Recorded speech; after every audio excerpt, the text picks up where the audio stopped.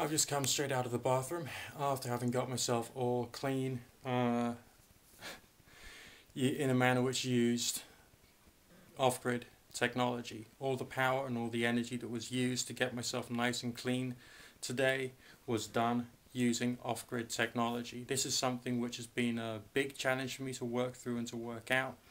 And essentially it turned out that the answer was very simple and something which we could all, if we wanted to, use in something like a grid down situation, a power cut situation, or just for those who want to try and save energy or to be less grid dependent. So I'm now going to show you basically what it's all about. Having a bath under the conditions that I'm promoting in this blog is basically out of the question, because a bath takes up far too much in the way of volume of water. The quantity of energy used to raise the water to the right temperature is extreme. So, you know, I don't think you could actually do that in the kind of settings that I'm talking about. So what you need therefore is a shower. And a shower which will provide you with all the functionality of a shower, you know, a downward jet of water, a spray. You've got to be able to have a certain level of control over the temperature of the water prior to having your shower. And it's got to be reasonably efficient, and you've got to be able to target the parts of your body you're trying to clean. So let's demonstrate it. Okay, this water here was heated on an alcohol stove, and so we're going to get that into the bucket. Now it's a question of getting the Kelly kettle water into the bucket as well. Now we're mixing up with a touch of cold.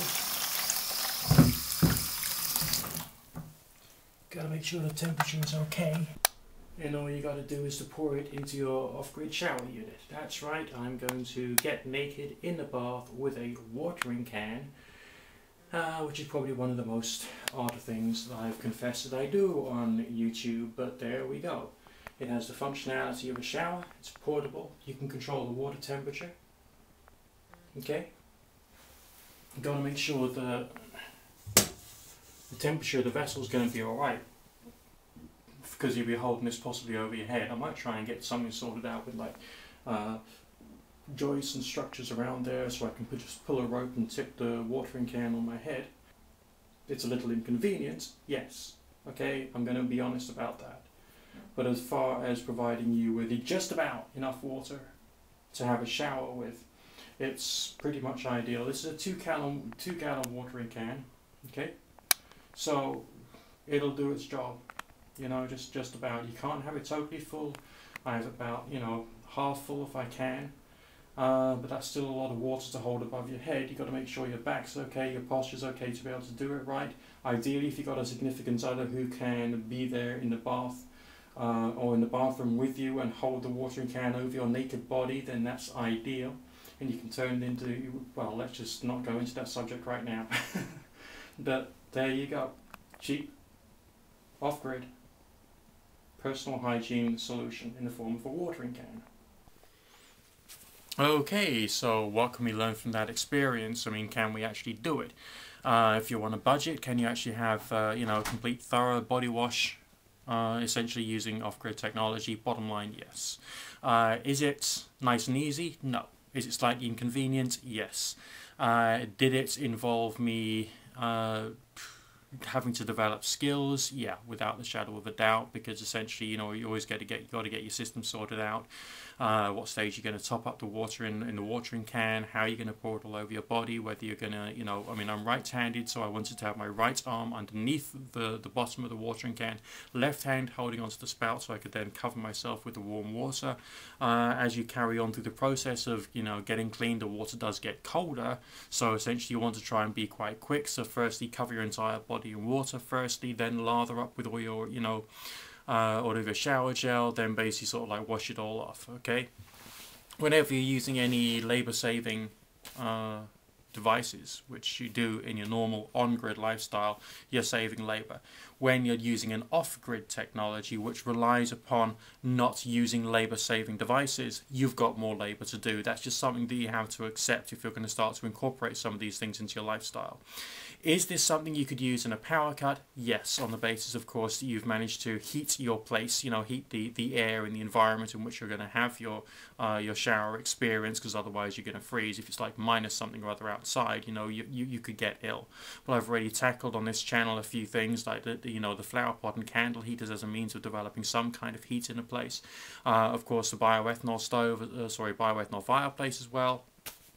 And so there are technologies which you can use if you don't have a chimney or flue set up, which you can use, all right, if you're in, let's say, a grid down situation, or you just want to find a way of maybe even saving money, saving bills on the cost of heating water. Because essentially, if you're just using your ethanol stoves and your Kelly kettle or your outdoor wood gas stoves and or rocket stoves, you'll probably be using cheaper fuel. Now, in my case, what I did is I used one kettle which was boiled using water from the ethanol stove. So that was off-grid, but that was purchased.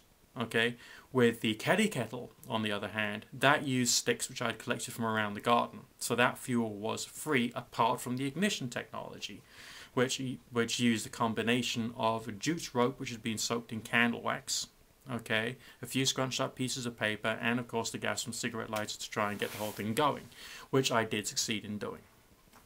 Which is fiddly and a bit smelly, yes, but on the other hand it can be done. So essentially in this particular case, about half of the quantity of fuel I used to generate the heat was free of charge. Okay, inconvenience, yes. Free of charge, yes. Alright, so you got to be able to get the balance right. What more can I say? Well, it was a successful experience. Okay, it's something to experiment with more, carry on building up your skills on, but it is something which can work and can work for you or anyone out there who's interested in reducing a few costs, maybe, if that's what you're interested in, progressing towards off-grid, power cuts, disaster situation. Right now in the UK, alright, there's people doing without power or having to do without power because of flooding and all that kind of stuff. So disasters can happen in any country, in any location, really. So you've got to bear that in mind. We got more bad weather coming. So just letting you know that if you do get some of these skills together, if you get hit by storms or, the power cables are down, you can do something about your situation. You can provide yourself with some ability to carry on living the reasonable life. So I'm going to keep that one watering can purely for keeping myself clean. Now, for those of you who've been following this video blog for a while, I have been using this to try and raise myself some money.